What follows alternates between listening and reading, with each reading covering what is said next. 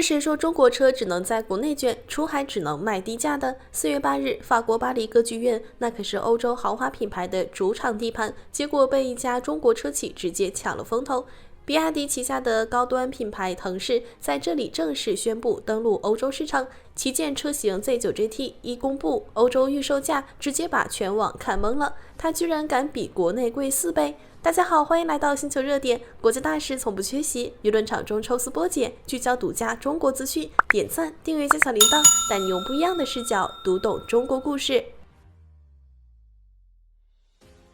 4月8日，法國巴黎歌劇院一場本該屬於歐洲豪華品牌的主場發布會，被一家中國車企搶了風頭。比亞迪旗下高端品牌騰勢在這裡正式宣布登陸歐洲市場，旗艦車型 Z9 GT 公布歐洲預售價11.5萬歐元起，約合人民幣90萬元。這個消息一出，國內直接炸鍋。要知道，國內這邊2026款騰勢 Z9 GT混插版26.98萬起，純電版35.48萬起，就算買頂配也才36.98萬，不到37萬就能拿下。再看看歐洲那邊，混插版10.35萬歐元，約合人民幣82.5萬，純電版11.5萬歐元，差不多90萬人民幣。要是再選裝點配置，輕鬆突破12萬歐元，直奔100萬而去。大家可能不知道，這個價格在歐洲是什麼段位？直接對標保時捷 Taycan、奔馳 EQS 這些百年豪門。保時捷 Taycan 起售價超15萬歐元，奔馳 EQS 也在10萬歐元以上，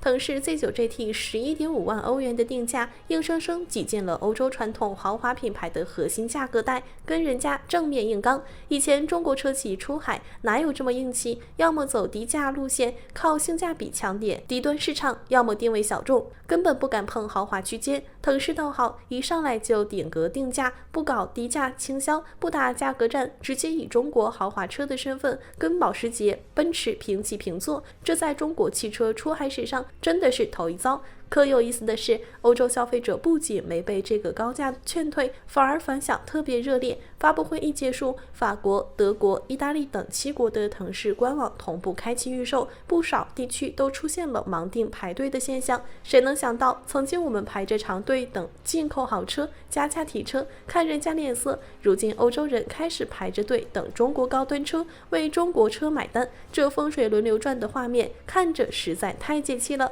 歐洲當地的媒體也徹底變了態度，不再像以前那樣看不起中國。Autocar 這種老牌汽車媒體直接給騰勢 Z9 GT 貼上了技術狂魔的標籤，還有媒體把它稱為中國版帕拉梅拉，實打實認可了它在豪華性能車領域的實力。當然，肯定有人要質疑，同一輛車國內賣27萬，歐洲賣90萬，難道就是換個標、換個地方就開始割韭菜了？對此，小編想說，當然不是。騰勢敢定這麼高的價，核心底氣不是情懷，也不是炒作，而是技術夠硬，產品夠強，稀缺性拉滿，每一分一價都有實實在在的支撐。騰勢 Z9 GT 定位是科技性能旗艦 GT。搭載的是比亞迪 E3 方技術平台，純電版0-100加速只要2.7秒，這個成績是什麼水平？保時捷 Taycan 基礎版0-100加速要3秒，奔馳 EQS 450加版要4.3秒。也就是說，騰勢 Z9 GT 的加速性能直接壓過了同級的豪華對手。更絕的是它的操控，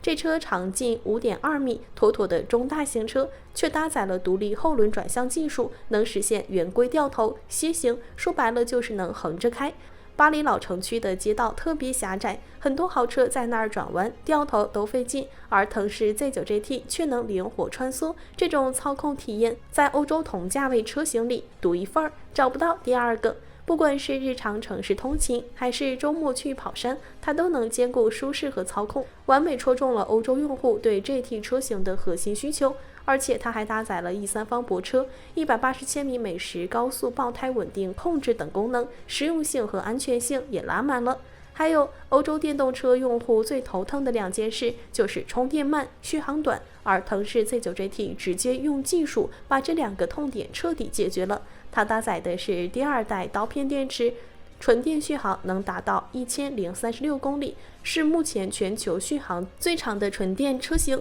歐洲用戶跑長途、跨城出行完全不用擔心里程焦慮，哪怕是穿越歐洲大陸的長途旅行也能輕鬆應對。更厲害的是它的閃充技術，最大充電功率能達到1500千瓦，常溫下5分鐘就能充到70%， 9分鐘基本就能充滿。就算在北歐零下30度的極寒環境裡，充電也只需要12分鐘，比常溫下只多3分鐘。這個充電速度有多誇張？比加油還快。歐洲傳統的電動車快充30分鐘能充80%就已經算優秀了，而騰勢 Z9 GT 5分鐘就能滿足日常通勤，9分鐘直接滿電出門。這種技術差距不是一代兩代的差距，而是斷代式領先。歐洲消費者願意為這種顛覆性的體驗買單也很正常，畢竟誰不想充電比加油還快，續航還不用愁呢？還有一點，跟很多車企只賣車不管售後不一樣，騰勢這次的歐洲戰略是基建、服務、產品同步出海，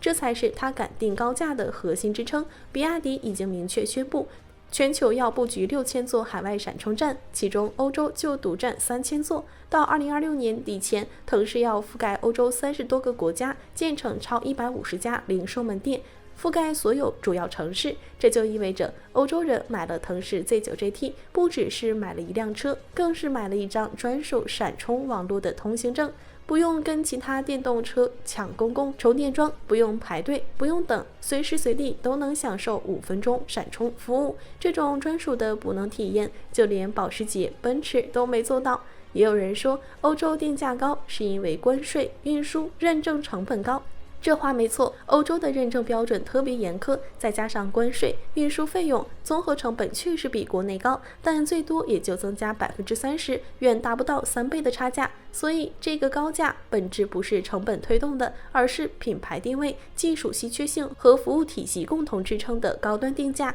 也是中國品牌第一次在海外不靠性價比，靠實打實的產品力撐起了豪華價格。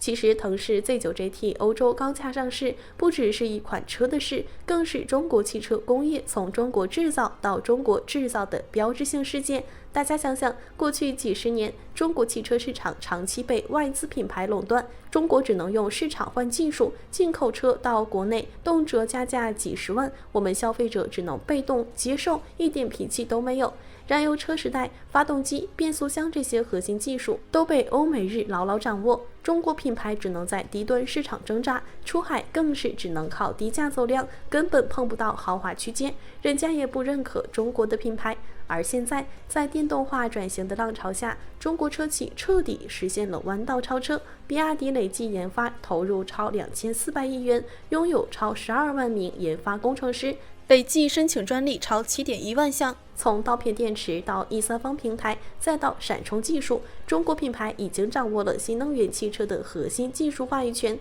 騰勢 Z9 GT 作為這些技術的集大成者，在歐洲市場的定價不是盲目自信，而是技術實力帶來的必然結果。而且騰勢的歐洲布局不是短期撈一筆就走，而是長期深耕的戰略規劃。除了 Z9 GT， 騰勢這次還同步推出了旗艦 MPV D9 DM-i， 覆蓋了歐洲豪華轎車 MPV 兩大核心細分市場。同時，比亞迪的匈牙利工廠已經投產，未來騰勢 Z9 GT 會實現歐洲本土生產，進一步降低成本，縮短交付週期，穩穩扎根歐洲市場。從產品、技術、渠道到補能，騰勢構建了一套完整的競爭壁壘，就是要讓中國高端品牌在歐洲市場真正站穩腳跟，而不是曇花一現。當然，也有人擔心騰勢 Z9 GT 的高價策略能不能持續，畢竟歐洲豪華市場競爭太激烈了，保時捷、奔馳、寶馬這些品牌有着100年的積澱和深厚的用戶基礎，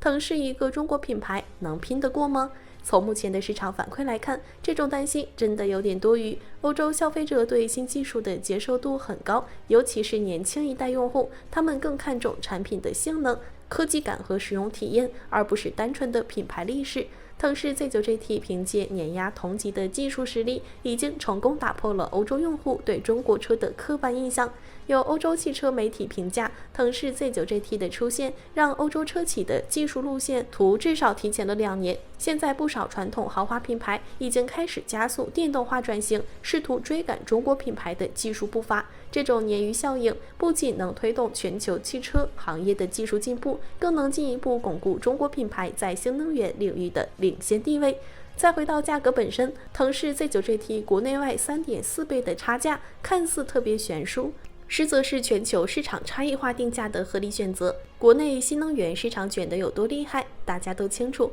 比亞迪、特斯拉各種新勢力互相壓價，內捲嚴重。騰勢 Z9GT 在國內定26.98萬起的價格，就是走量搶佔市場的策略，讓國內消費者能用實惠的價格享受到頂級的技術。而歐洲是成熟的豪華市場，消費者對價格敏感度低，更看重技術、品牌和服務。騰勢定高價是匹配當地市場的定位，也是樹立中國高端品牌形象的必要舉措。從巴黎歌劇院的發布會到歐洲多國的盲定熱潮，騰勢 Z9GT 用實力證明，中國品牌不再只能靠性價比，只要技術、品質、服務到位，同樣能在全球豪華市場站穩腳跟。好了，今天的內容到這裡就結束了。如果你喜歡小編的影片，還請大家多多點讚轉發，讓更多的人一起見證中國進步。關注我的頻道，這樣既能回顧往期視頻，又不會錯過之後的精彩內容。那我們下期節目不見不散。